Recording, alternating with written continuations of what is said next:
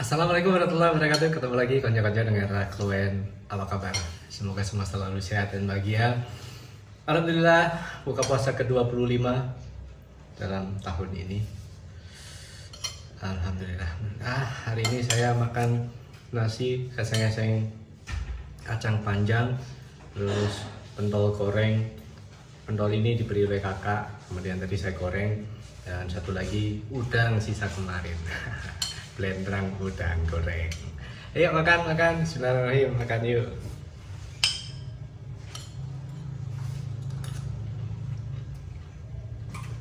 Buka puasa buka cerita. Malam ini saya akan cerita khusus tentang hidangan lebaran dari masa ke masa, dari zaman dulu sampai sekarang. Zaman dulu ketika saya masih kecil, kebiasaan menjelang lebaran tuh hampir setiap rumah ya selalu menyempatkan untuk bikin kue-kue tertentu, terutama kue-kue kering. Apa ya, Mak? Semprit, terus sakon, kelemben, terus apa lagi ya, mawar, roti mawar. Pokoknya yang dipanggang-panggang gitu. Dan itu menjadi tradisi yang tidak pernah bisa terpisahkan dari lebaran. Sepertinya nggak afdol kalau tidak bikin-bikin itu. Jadi ritual untuk bikin jajanan keringan itu selalu identik gitu ya. Dan semua menikmati proses pembuatannya maksudnya. Jadi dibuat bareng-bareng keluarga gitu ya. Itu sangat berkesan. Sampai beberapa hari gitu ya. Hari ini bikin sakon, besok bikin jajan mawar, besok lagi bikin semprit, atau besok lagi bikin apalah, pokoknya macam-macam itu ya. Karena yang wajib pada zaman itu memang kue-kue kering. Ditambah tidak ketinggalan tentu saja lah kerupuk. Bisa kerupuk samiler, bisa kerupuk perpati, dan rengginang. Ingat, rengginang itu sudah menjadi menu wajib ya.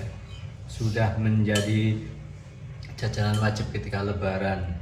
Di setiap meja, di setiap rumah pasti ada rengginang. Jadi itu pada zaman dahulu itu pokoknya terasa gitu loh ya, terasa banget kalau lebaran. Jadi saya saja yang saat itu kadang cuman liatin karena mau bantu juga tidak bisa, ikut merasakan kegembiraannya ketika emak dan mbak-mbak itu bikin jajanan-jajanan semacam itu.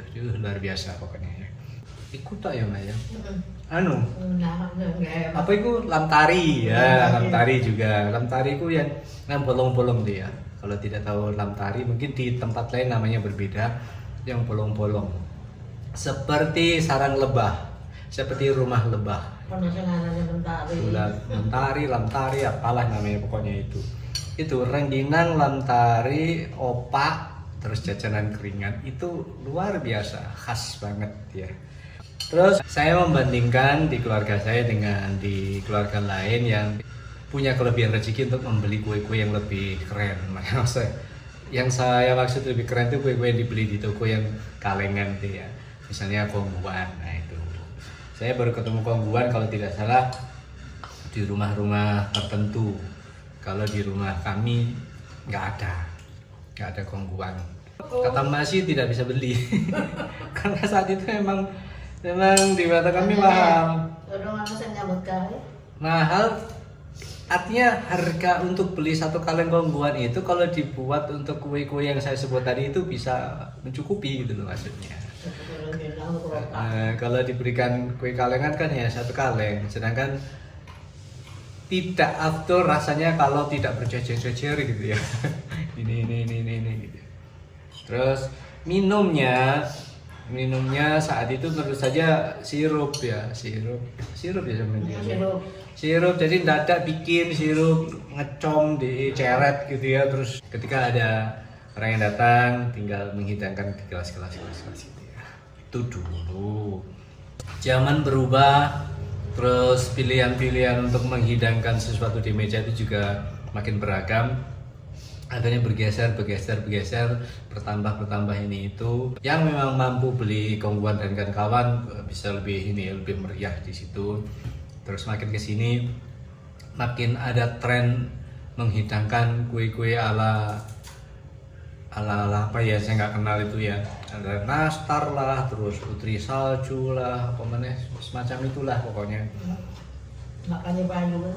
Kue-kue yang maaf ya di meja di meja lebaran kami selalu menjadi jajanan terakhir yang tersisa hampir utuh. Ya, itu fakta. Saya bicara fakta saja, bukan bicara suka atau tidak suka.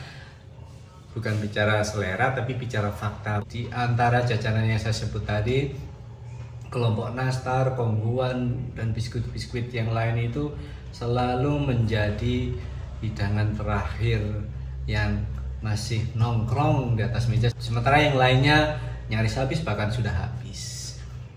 Itu yang membuat akhirnya kami mempertimbangkan banyak hal untuk menghidangkan kembali di meja. Kalau dibilang biar image-nya itu agak kerenan dikit, kerennya seperti apa menurut kami juga nggak jelas ya. Apa berarti Ranginang nggak keren, apa ini nggak keren, jadi nggak juga sih. Bukan itu ya, bukan itu. Alasan kami tidak menghidangkan lagi nastar dan kawan-kawan itu bukan itu.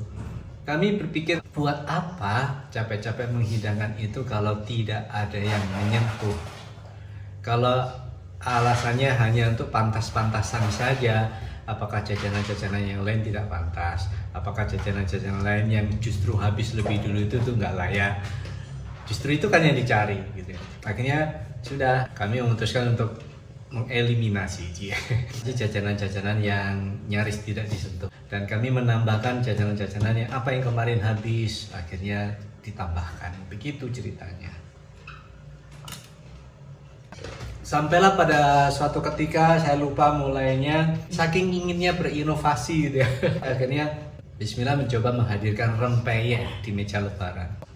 Orang-orang di sekitar heran, ini kok ono peyek no gini dhuwur meja riyo.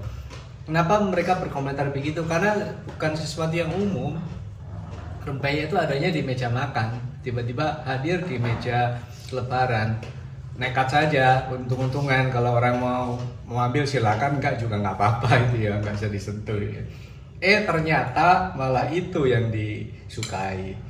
Rempeyek kacang, rempeyek teri itu akhirnya selalu menjadi tradisi setiap tahun. Di meja kami itu identik dengan rempeyek dan satu lagi keripik tempe. Saat itu juga belum ada yang apa itu menghidangkan keripik tempe. Dua makanan yang identik dengan makan gitu ya, dengan makan seperti saya ini. Kemudian hanya untuk cemilan lebaran ketika ada bangun. Wes pokoknya berinovasi, dan akhirnya apa malah diterima.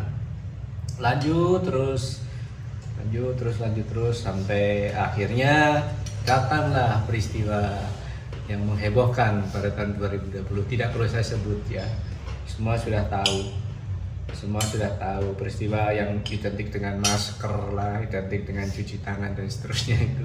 Saya berpikir, ini apa yang mau dihidangkan ya? Sementara lebaran tetap jalan sebenarnya. Memang ada tahun pertama itu ada sebagian keluarga yang tidak mengadakan open house gitu ya. Tapi di rumah kami tetap. Cuman saya berpikir hidangan apa yang kira-kira sesuai dengan kondisi itu, dengan keadaan itu. Akhirnya terpikirlah hidangan-hidangan jajanan kecil-kecil. Sebentar Pak Cepuin. Sebentar. Ini jajanan yang saya maksud. Jadi harganya tidak mahal, hanya 500 sebungkus. Kalau beli eceran 500 sebungkus, kalau beli paketan mungkin lebih murah. Ini yang akhirnya saya masukkan ke toples. Ini juga, terus yang lain-lain ya. Pokoknya semua adalah jajanan yang ada kemasannya, bukan jajanan yang tidak ada kemasannya yang ketika disentuh diambil mungkin akan menyentuh yang lain. Jadi bersiasat bismillah. Saya pakai ini untuk hidangan lebaran pada masa itu. Ternyata begitu yang itu berlalu, sekarang saya malah keasikan untuk terus menghidangkan yang seperti ini. Jadi ringkas, bersih gitu ya. Orang ambil satu udah dimakan, nggak perlu lagi ambil lagi, tidak apa-apa. Dan jelas tidak bersentuhan langsung dengan makanan yang ada di dalamnya, seperti layaknya jajanan yang lain yang umumnya dihidangkan pada tahun-tahun sebelum peristiwa itu terjadi. Ya sudah, sampai sekarang tahun ini pun saya masih akan mempertahankan jajanan-jajanan ini. Kalaupun ada jajanan basahan semacam tape ketan, itu kan sudah dikemas di dalam cup-cup atau dibungkus dengan daun. Jadi tetap aja ambil satu, tidak menyentuh yang lain. Makan, bungkusnya buang gitu.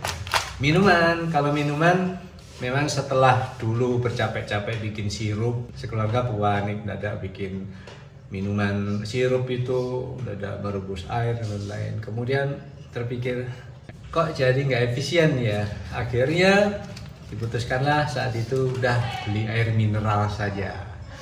Akhirnya era air mineral datanglah dan keasikan tidak pernah lagi bikin sirup. Bagaimana dengan kemungkinan untuk minuman yang manis biar kesannya nggak kok air putih doang gitu ya? Ada minuman-minuman kemasan dalam gelas plastik itu kan rasa apel, rasa jambu dan lain-lain.